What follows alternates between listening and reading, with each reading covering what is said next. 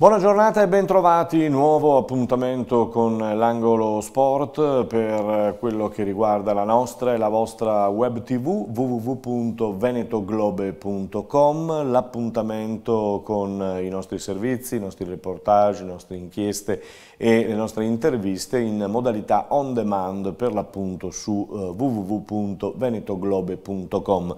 Ogni giorno invece, ogni sera alle 19:40 sul digitale terrestre di Caffè TV24, l'emittente del Nord Italia che per quanto riguarda Veneto e Friuli Venezia Giulia potete vedere sul canale 95 ogni sera alle 19:40 in seconda serata e poi nella prima parte della mattinata. Cominciamo perché il weekend è stato ricco di notizie e abbiamo parecchia carne al fuoco, a cominciare dalla MotoGP con la gara di San Marino. Si è corso sul Misano World Circuit titolato a Marco Simoncelli, ha vinto Marquez davanti a Quartararo e a Vinales, Rossi solo quarto.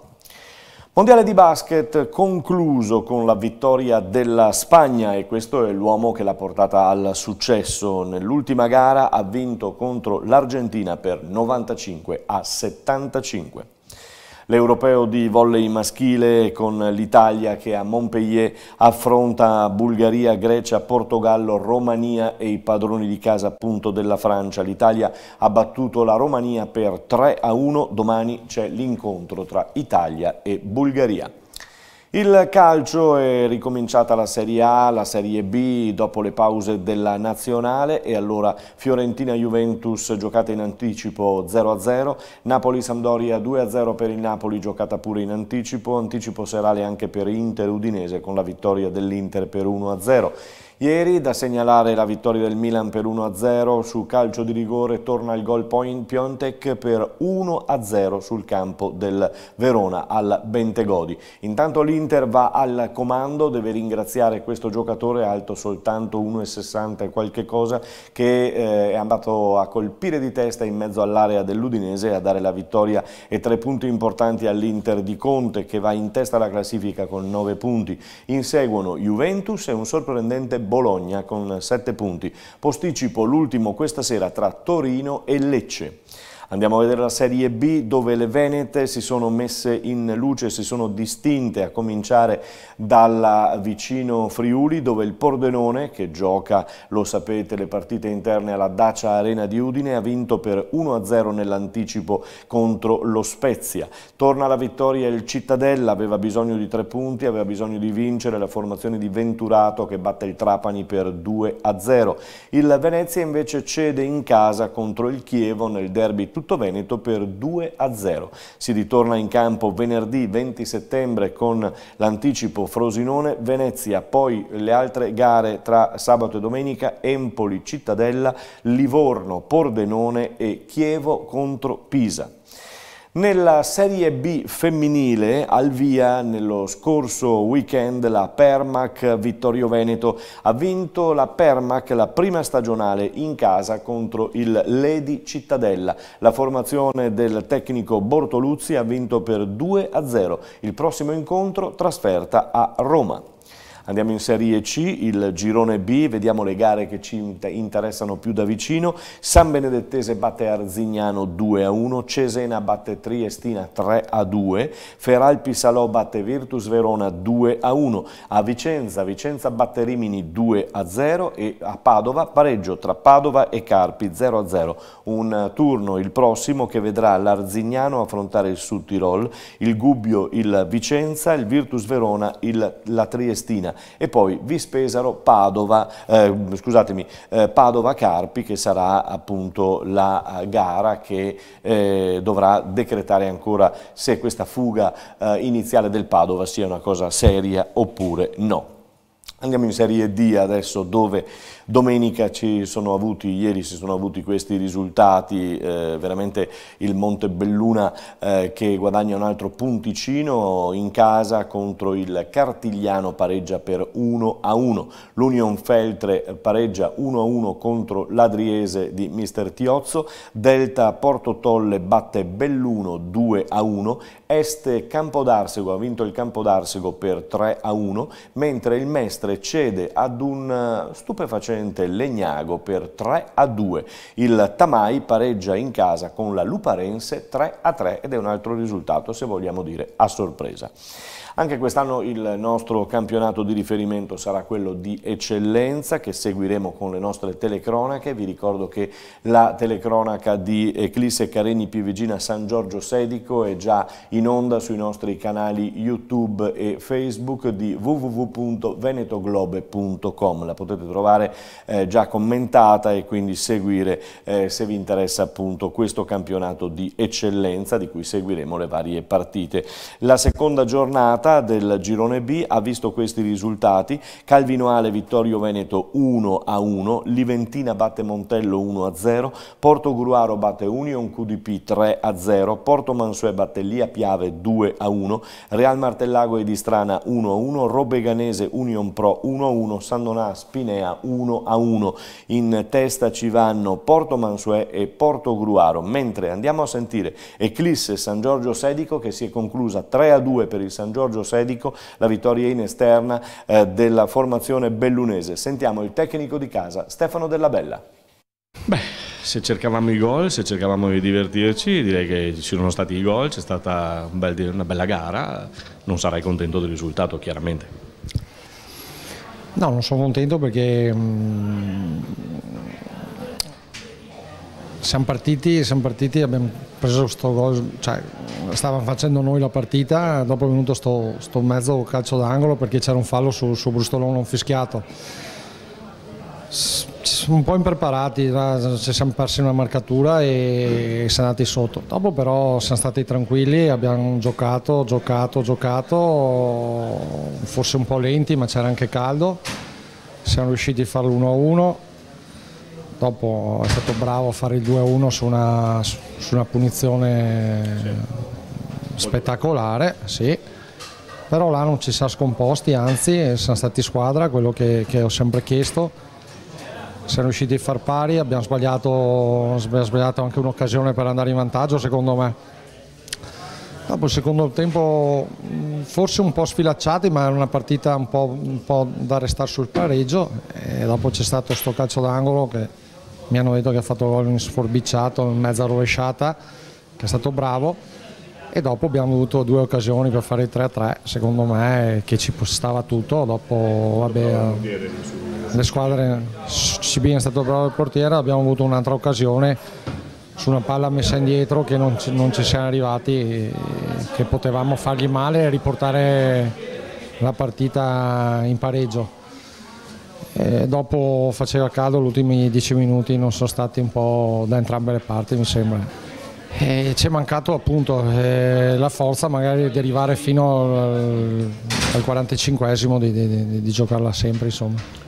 In un frangente, in un paio di frangenti poteva essere che loro erano un pochino meglio forse fisicamente, oppure no, era una mia impressione, oppure un po' di stanchezza. Ho visto Scarabella anche che... Sì, forse avevamo dato tanto il primo tempo e forse abbiamo peccato verso la fine, eravamo un po' più stanchi degli altri. Sì, non nascondiamo che è una buona squadra, una squadra solida, che sì, e dunque sapevamo che era dura, però ci siamo stati fino alla fine, insomma, tutto. Beh, là. Insomma, è la seconda di campionato, quindi c'è tutto il tempo. Certo, no, dispiace per domenica scorsa che abbiamo lasciato qualcosa a Vittorio.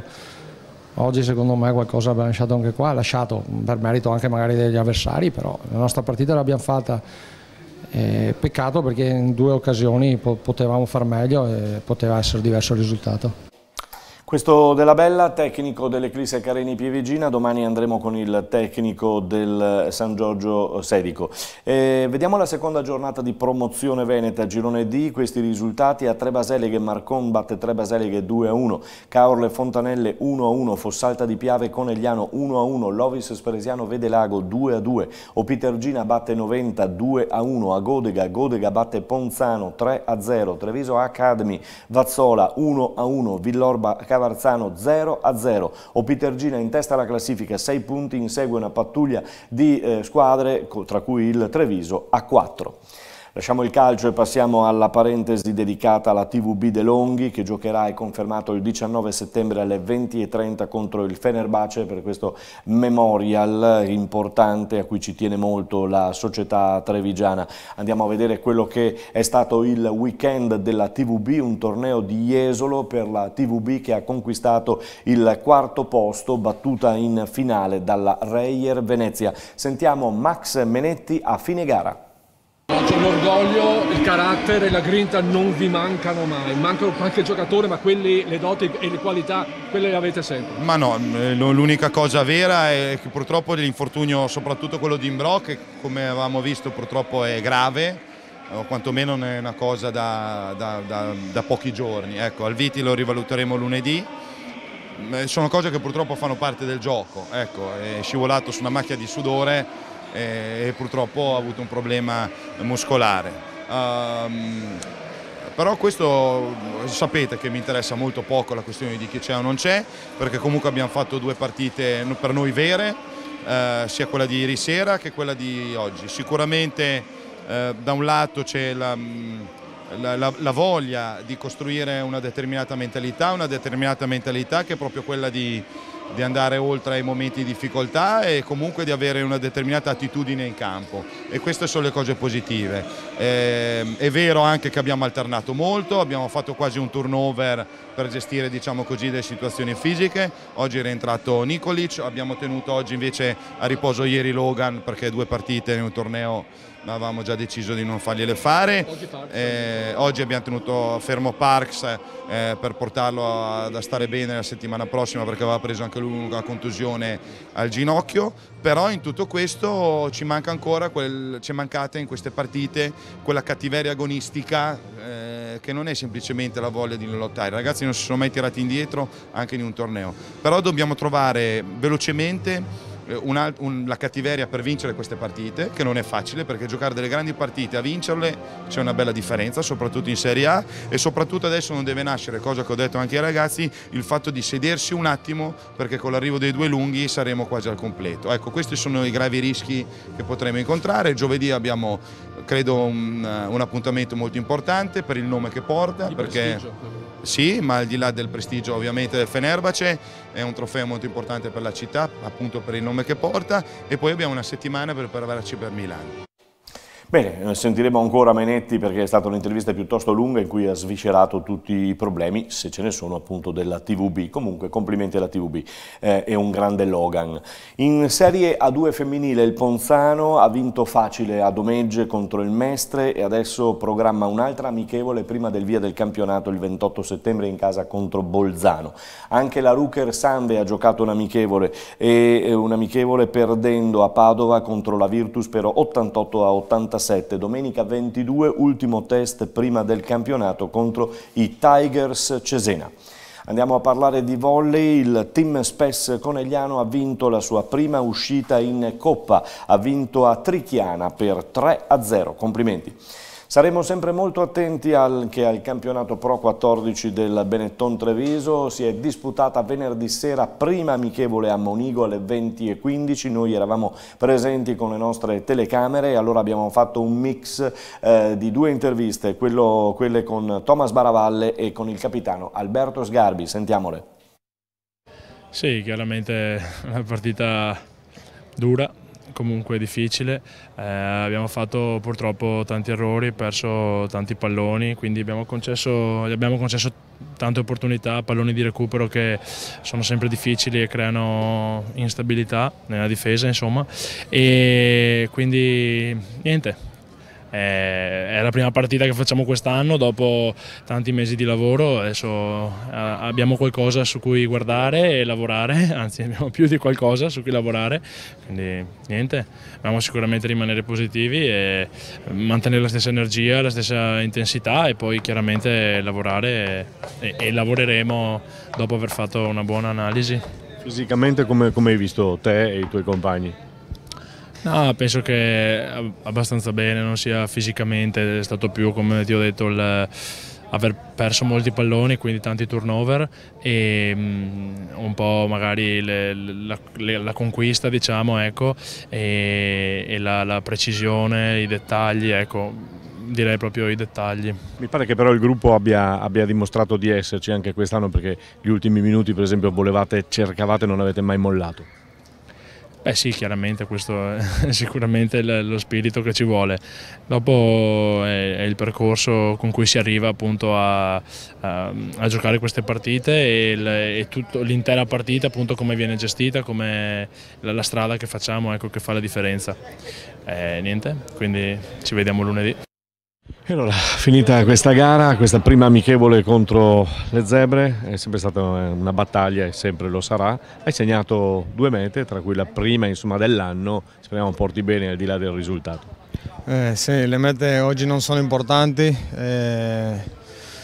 questo è il punto di partenza, ovviamente dobbiamo continuare a lavorare, ci sono stati tanti turnover, ma quelli così si possono soluzionare con il lavoro, anche con sistemare delle piccole cose. L'importante secondo me è che c'è stata la voglia e anche abbiamo dimostrato, soprattutto su 5 metri, eravamo stanchi ma abbiamo portato loro fuori, ma niente, questo è il punto di partenza per costruire sopra. Senti, rimangono le 2 mete tue, però insomma un po' di soddisfazione ce l'avrai. Sì, ma comunque niente, ovviamente stiamo costruendo qualcosa per arrivare al punto dove vogliamo.